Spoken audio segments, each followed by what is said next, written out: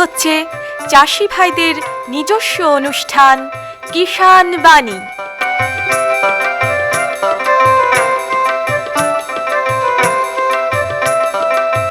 কৃষি, মাছ চাষ, প্রাণী সম্পদ উন্নয়ন, সমবায়, ফল চাষ, কৃষি প্রযুক্তি, পলুপালন, গ্রামোন্নয়ন এ সব কিছু জানতে শুনুন কিষাণ বাণী।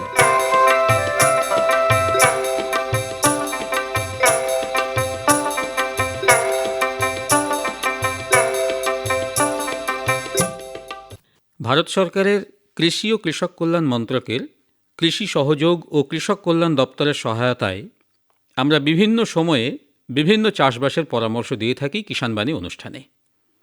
আমাদের উদ্দেশ্য পরামর্শ শুনে বুঝে চাষবাসের সঙ্গে যুক্ত সমস্ত কৃষক বন্ধুগণ যেন তাদের যে কাঙ্ক্ষিত ফসল সেটা ঘরে তুলতে পারেন। সেই সঙ্গে ভারত সরকারের কৃষি ও কৃষক কল্যাণ মন্ত্রকের কৃষি সহযোগ ও কৃষক কল্যাণ দপ্তর বিশেষভাবে লক্ষ্য রেখেছে রবি মরশুমে উৎপাদিত শস্যের এমএসপি অর্থাৎ মিনিমাম সাপোর্ট প্রাইস বা ন্যূনতম সহায়ক মূল্য স্থির করা। এর কারণ কি? কারণ এই দপ্তর মনে করে চাষবাসের সঙ্গে যুক্ত সমস্ত কৃষক বন্ধুগণ যাতে ন্যূনতম সহায়ক মূল্য পেতে পারেন। তাহলে দেখে নেওয়া যাক রবি মরশুমে উৎপাদিত কোন শস্যের কি সহায়ক মূল্য স্থির করা হয়েছে, তাই না? প্রথমেই বলি গমের কথা। গত অর্থবর্ষে গমের মিনিমাম সাপোর্ট প্রাইস বা ন্যূনতম সহায়ক মূল্য ছিল 1840 টাকা প্রতি কুইন্টাল। 2020-21 অর্থবর্ষে অর্থাৎ এবছর তা বেড়ে হয়েছে 1925 টাকা প্রতি কুইন্টাল। এবারে বলি মুসুরির কথা। মুসুরির ক্ষেত্রে গত অর্থবর্ষে ন্যূনতম সহায়ক মূল্য ছিল 4475 টাকা প্রতি কুইন্টাল।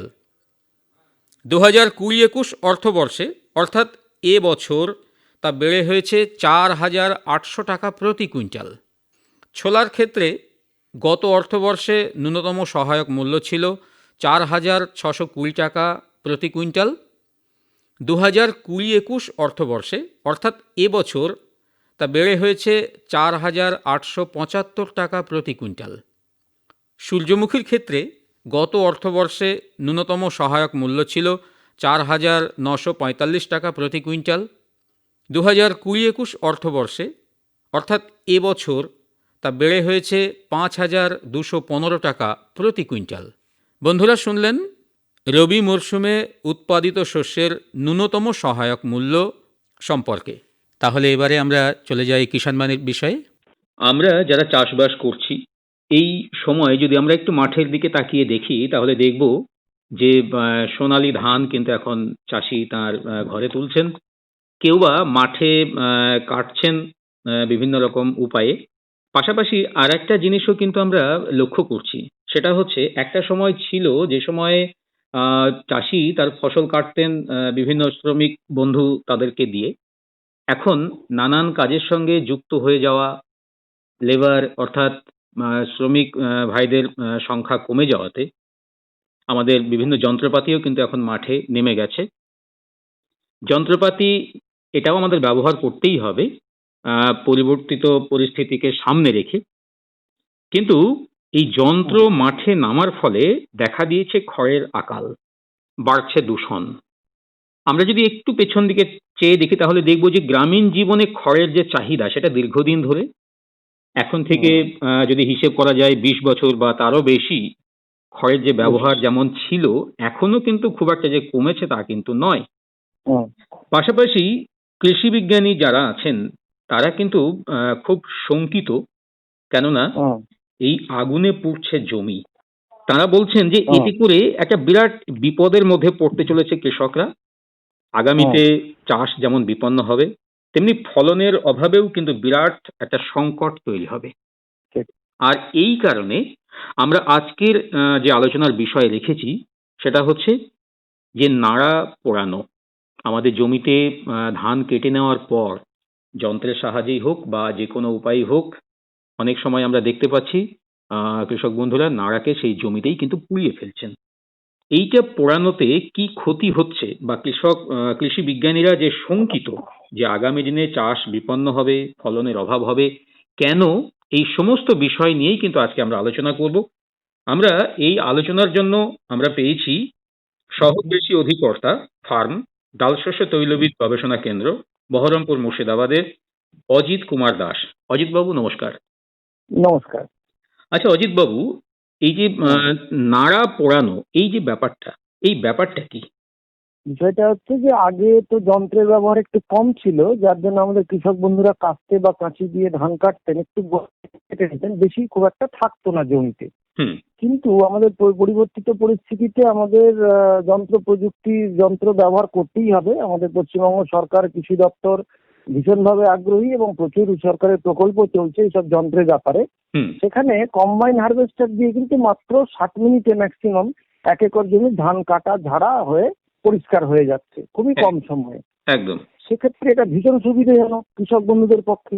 হুম। কিন্তু তাতে প্রায় 8 থেকে 10 ইঞ্চি লম্বা নাড়া বা খড়টা কিন্তু পড়ে থেকে যাচ্ছে, যন্ত্রের সেটিংটা সেইভাবেই। হুম। হুম। হুম। তো সেটাকে মাঠ থেকে তোলা দরকার, কারণ শস্য নিবিড়তা আমাদের বেড়েছে, পরপর নিশ্চয়ই। ফসল চাষ করছেন আমাদের কৃষক বন্ধুরা। হুম। হুম। হুম। সেক্ষেত্রে এইটাকে যদি না সরানো হয় তাহলে কিন্তু পরবর্তী জমিতে চাষ যখন দেবে তখন ট্রাক্টর বা অন্যান্য যন্ত্র ওখানে লাগতে অসুবিধে হবে। হুম। তো সেটাকে তুলে ফেলা দরকার। এখন সেটা তোলার জন্য একটু খরচ বেশি পড়ে যাবে। একবার তো ধান কাটা হলো, তার খরচ, মেশিনের ভাড়া বা এসব তেল খরচ। তখন এটা একটু তাড়াতাড়ি করার জন্য সময়ের অভাবে আমাদের কৃষক বন্ধুরা কিন্তু এটাকে পুড়িয়ে ফেলছেন। হুম। হুম। হুম। যে পুড়িয়ে ফেলে জমিটা আমার পরিষ্কার হয়ে গেল, আমি পরবর্তী চাষ করতে পারবো। আচ্ছা। এটাই নাড়া পোড়ানো। কিন্তু এখন পর্যন্ত আমাদের খুব বেশি পুরোপুরি হারভেস্টার চালু হয়নি, কিন্তু আগামী দিনে কিন্তু এটা বাড়বে।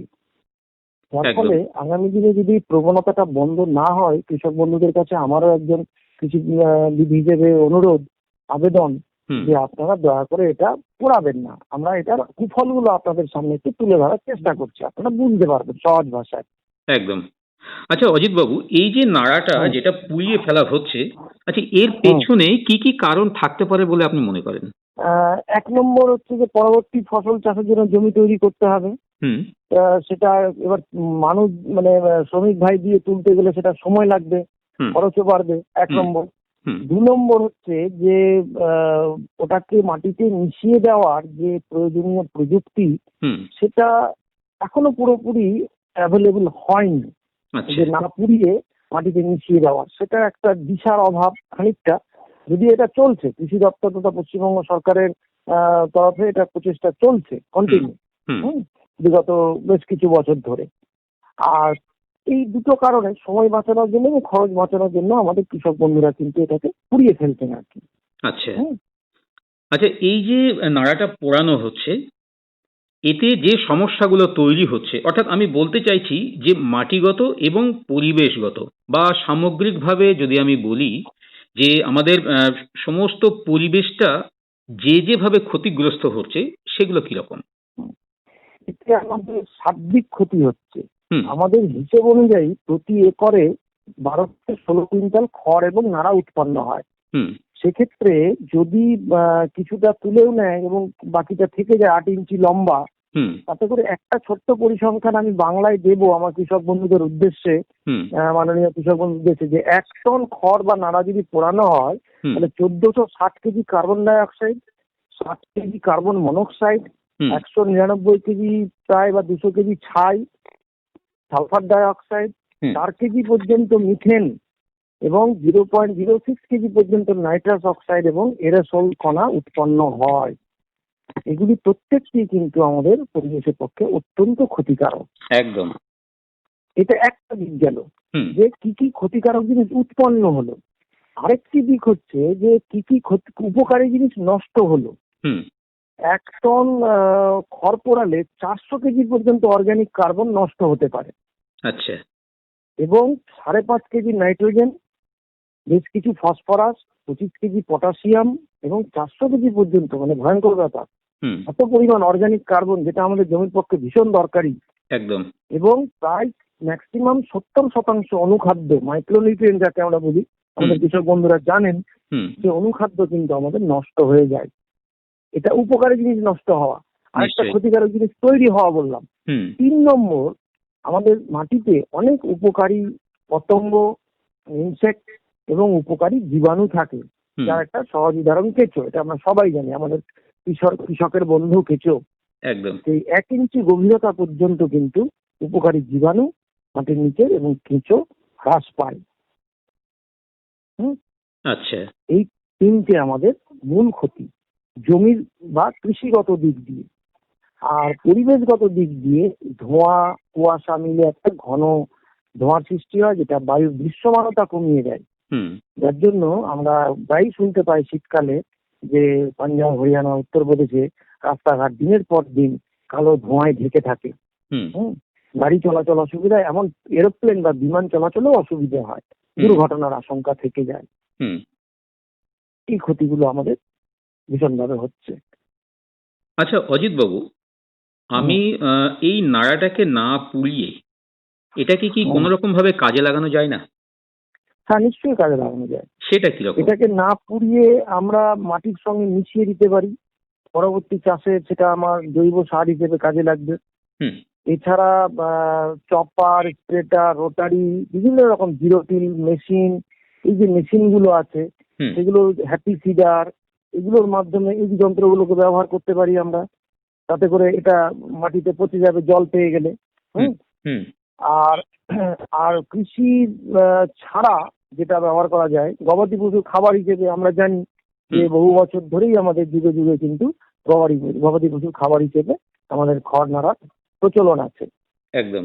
আর দ্বিতীয় কথা আরেকটা করা যেতে পারে ভালো জিনিস, যেমন জ্বালানি। এই খড় থেকে কিন্তু গুল, বায়োগ্যাস, বায়ো সিএনজি, হুম এই ধরনের জ্বালানি কিন্তু আমরা তৈরি করতে পারবো। আচ্ছা। হুম।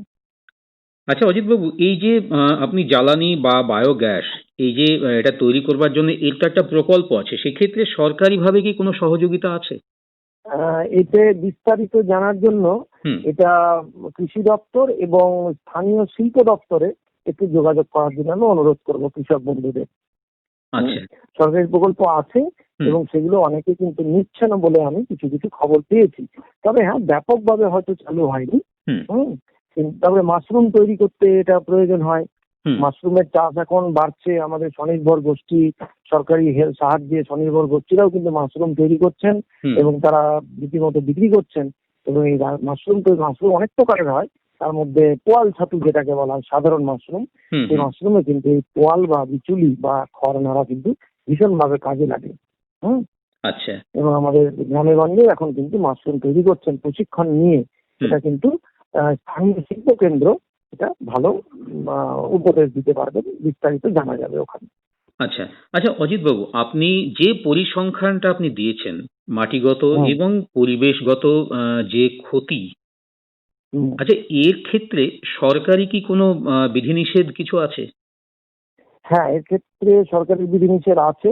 5/2/2019-এ হুম EN/202-O-10/2019 নামক একটি বিজ্ঞপ্তি কিন্তু বেরিয়েছে, হুম যাতে করে যথেচ্ছভাবে ধান ক্ষেতের অবশিষ্টাংশ পোড়ানো একেবারেই নিষিদ্ধ। আচ্ছা, হুম। এক্ষেত্রে কি কোনো শাস্তিমূলক কিছু ব্যবস্থা আছে? শাস্তিমূলক ব্যবস্থা বলতে এই বিজ্ঞপ্তিটা বিস্তারিত একটু পড়তে হবে। হুম তবে সরকারের তরফ থেকে যখন নিষিদ্ধ করা হয়েছে হুম তখন তো সরকারি আদেশটা সকলেরই মানা উচিত। একদম হুম। একদম। এটা মানার জন্য সকলকে অনুরোধ করব। আমরাও প্রচার চালাচ্ছি। কিছু কিছু কৃষক বন্ধু সুখের খবর, হুম বেশ কিছু কৃষক বন্ধু আমাকে বলেছেন অফিসে এসে যে না স্যার, আমি আগে পোড়াতাম, এখন আর পোড়াই না। এটা আমাদের শুনে খুব ভালো লেগেছে, আমরা ধন্যবাদ জানিয়েছি। হুম। একদম একদম। অশেষ ধন্যবাদ। আপনি আরো পার্শ্ববর্তী আপনার বন্ধু বান্ধব আত্মীয়কে বলুন যে এই হুম কাজটা করবেন না। হুম আপনারা যখন আমাদের বলবেন আমরা গিয়ে আপনাদেরকে বলে আসবো, আমরা মিটিং করবো, আমরা বলবো। হুম। একটু আমি আপনাকে ইন্টারাপ্ট করছি কিন্তু, হ্যাঁ যে হ্যাঁ হ্যাঁ প্রশ্ন হচ্ছে হ্যাঁ। যে এর কি কোনো উপকারিতা নেই? এখানে একটু বলা প্রয়োজন যে কখনো কখনো কৃষি বিশেষজ্ঞরা হুম কোনো বিশেষ বিশেষ ক্ষতিকারক রোগের জীবাণু নিয়ন্ত্রণ করার জন্য এলাকা ভিত্তিক হুম অল্প হুম পরিমাণ হুম এলাকা ভিত্তিক নাড়া পোড়ানোর সুপারিশ করে থাকেন। তবে সেটা খুবই নগণ্য। আচ্ছা। হুম। সেটা কিন্তু একেবারেই মানে এলাকা ভিত্তিক কৃষি বিশেষজ্ঞের সুপারিশ এবং প্রয়োজনে তাদের প্রতিনিধির উপস্থিতিতে হুম। যে একটা বিশেষ, তবে সেটা খুবই নগণ্য, এটা বললাম আর কি। আচ্ছা আচ্ছা আচ্ছা এটা আচ্ছা। খুবই নগণ্য, কিন্তু সেটা এখন বেড়ে যাচ্ছে এবং আমাদের কাছে যা পরিসংখ্যান হুম। তাতে করে যন্ত্রে কাটা মোট খড়ের প্রায় 30% এখন পোড়ানো হচ্ছে। বেশ কয়েকটি জেলায় বেশি, বাকি হুম। জেলাগুলোতে একটু কম। আচ্ছা,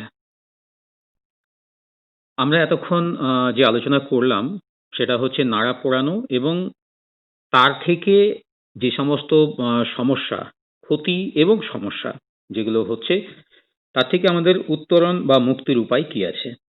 সত্যি কথা বলতে কি, কৃষি বিজ্ঞানীরা যেটা বলছেন যে আগামী দিনে চাষ যেমন বিপন্ন হবে, তেমনি ফলনের অভাবেও কিন্তু বিরাট একটা সংকট তৈরি হবে চাষি বন্ধুদের। সুতরাং আজকের এই আলোচনা থেকে আমরা আশা করব যারা ধানের চাষ করেছেন বা আগামী দিনে করবেন, তাদের উদ্দেশ্যে আমরা এটাই বলতে চাই যে আপনারা নাড়া অবশ্যই পোড়াবেন না, কেননা সরকারি যে সমস্ত বিধিবিধানগুলো আছে আপনারা এই আলোচনা থেকে সেটা শুনেছেন, এবং নাড়া না পুড়িয়ে সেটাকে কিভাবে আমরা ব্যবহার করতে পারি সেটাও আপনারা শুনলেন।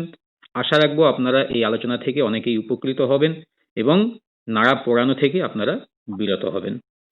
আমরা এই আলোচনার জন্য পেয়েছিলাম সহকৃষি অধিকর্তা, ফার্ম, ডালশস্য তৈলবীজ গবেষণা কেন্দ্র, বহরমপুর, মুর্শিদাবাদের অজিত কুমার দাস।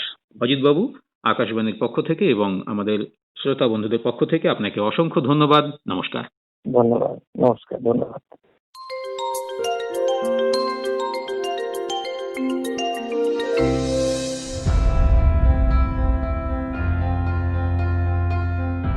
কৃষকদের স্বাধীনভাবে দেশে যে কোনো জায়গায় তাদের পণ্য বিক্রি করতে দেওয়া এবং উচ্চতর দাম নিশ্চিত করার লক্ষ্যে কেন্দ্রীয় সরকার দুটি আইন কার্যকর করেছে।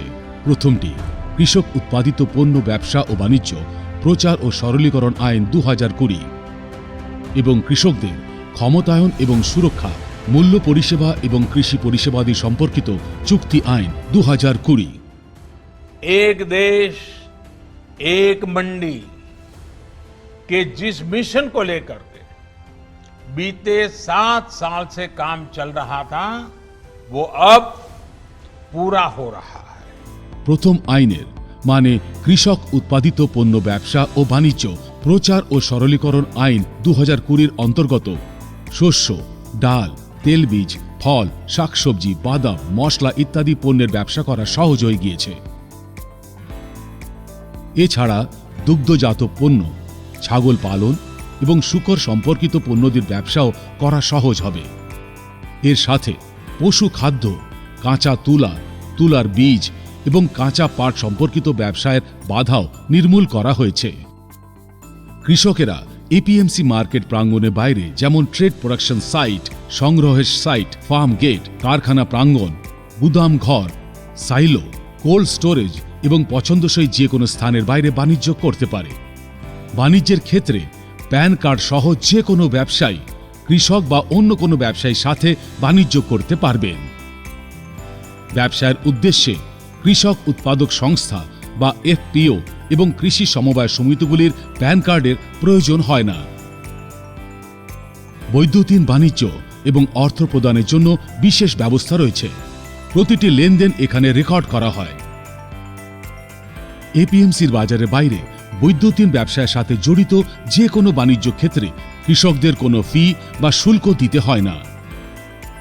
কৃষকেরা এখন তাদের মোবাইল ফোনের মাধ্যমেও বাণিজ্য করতে পারবে। এই আইনে ন্যূনতম সমর্থন মূল্যের সাথে কোনো সম্পর্ক নেই।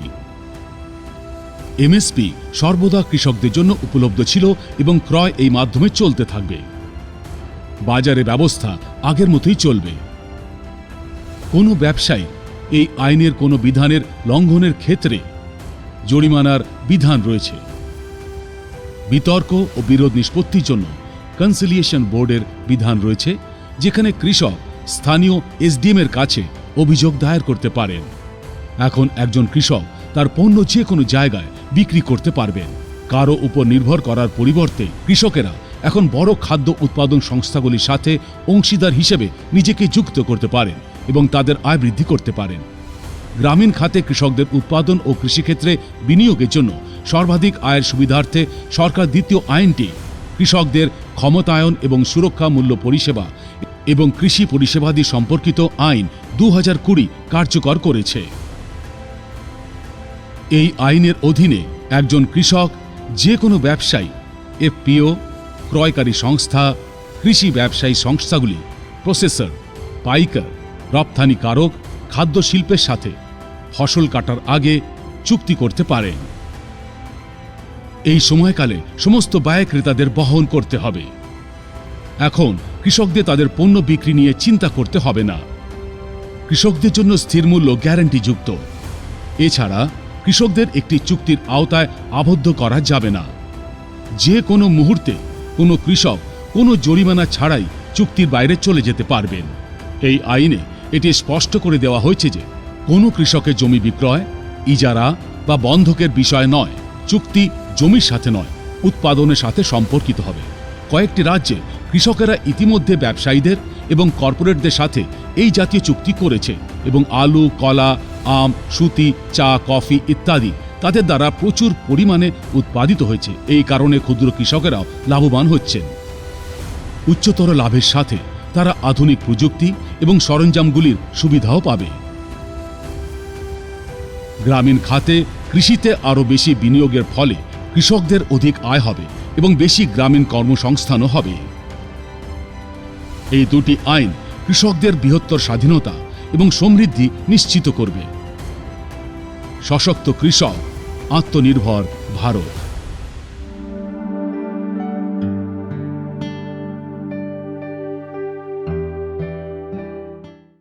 हर जोखिम से निकल कर फसल आए, सुरक्षित हो जाए। फसल बीमा से हर किसान अब आत्मनिर्भर हो जाए। संकट के समय प्रधानमंत्री फसल बीमा योजना किसानों के लिए वरदान है। अब सूखा पड़े या बाढ़ आ जाए, कोई डर नहीं। अब ओले पड़े या कीट पतंगे फसल खा जाए, कोई फिक्र नहीं, क्योंकि हमने लिया है प्रधानमंत्री फसल बीमा। बुआई से फसल कटाई तक हर जोखिम का दावा, न्यूनतम प्रीमियम पर अधिकतम भुगतान का वादा। योजना से हर साल जुड़ रहे हैं 5 करोड़ से ज्यादा किसान। अब आपकी है बारी। नजदीकी कृषि कार्यालय, सहकारी समिति, बैंक शाखा, अधिकृत बीमा कंपनी या जन सेवा केंद्र में स्वेच्छा से करा सकते हैं पंजीकरण। फसल बीमा पोर्टल या फसल बीमा ऐप द्वारा भी कराया जा सकता है पंजीकरण। प्रधानमंत्री फसल बीमा योजना, आपकी फसलों का संपूर्ण सुरक्षा कवच। कृषि एवं किसान कल्याण मंत्रालय, भारत सरकार। পরবর্তী প্রসঙ্গে যাওয়ার আগে আসুন শুনি লোকগীতি, শিল্পী ফরিদা পারভিন।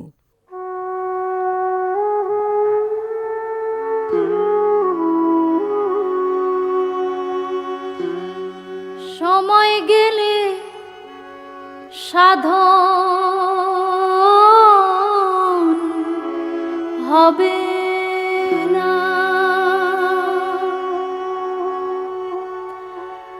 দিন থাকতে দিনের সাধন কেন জানলে না তুমি, কেন জানলে না সময় গেলে সাধন হবে না।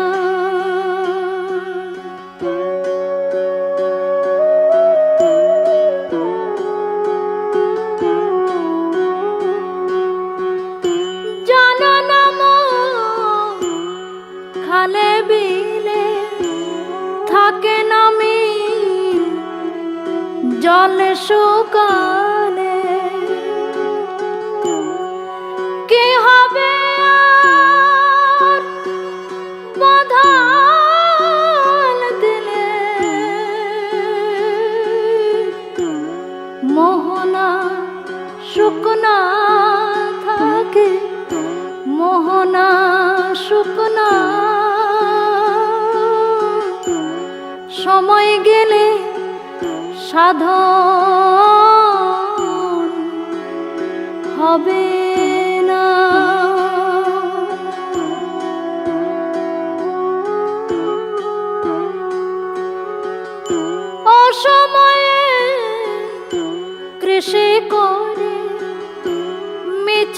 গেছি খেটে মরে,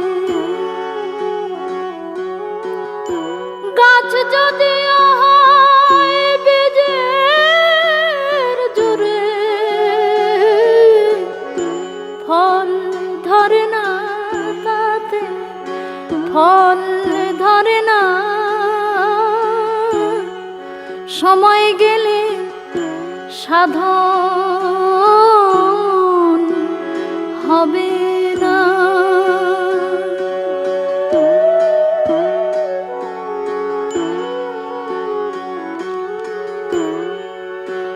অমাবস্যায় পূর্ণিমা হয়, মহাযোগ সে দিনে উদয়। লালন বলে তাহার সময়, দণ্ড রয় না, দণ্ড রয় না। সময় গেলে সাধন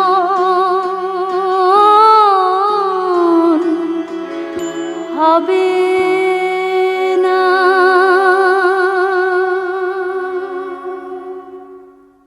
এতক্ষণ শুনলেন লোকগীতি। শিল্পী ছিলেন ফরিদা পারভিন। हर जोखिम से निकल कर फसल आए, सुरक्षित हो जाए। फसल बीमा से हर किसान अब आत्मनिर्भर हो जाए। संकट के समय प्रधानमंत्री फसल बीमा योजना किसानों के लिए वरदान है। अब सूखा पड़े या बाढ़ आ जाए कोई डर नहीं, अब ओले पड़े या कीट पतंगे फसल खा जाए कोई फिक्र नहीं, क्योंकि हमने लिया है प्रधानमंत्री फसल बीमा। बुआई से फसल कटाई तक हर जोखिम का दावा, न्यूनतम प्रीमियम पर अधिकतम भुगतान का वादा। योजना से हर साल जुड़ रहे हैं 5 करोड़ से ज्यादा किसान। अब आपकी है बारी। नजदीकी कृषि कार्यालय, सहकारी समिति, बैंक शाखा, अधिकृत बीमा कंपनी या जन सेवा केंद्र में स्वेच्छा से करा सकते हैं पंजीकरण। फसल बीमा पोर्टल या फसल बीमा ऐप द्वारा भी कराया जा सकता है पंजीकरण। प्रधानमंत्री फसल बीमा योजना, आपकी फसलों का संपूर्ण सुरक्षा कवच। कृषि एवं किसान कल्याण मंत्रालय, भारत सरकार।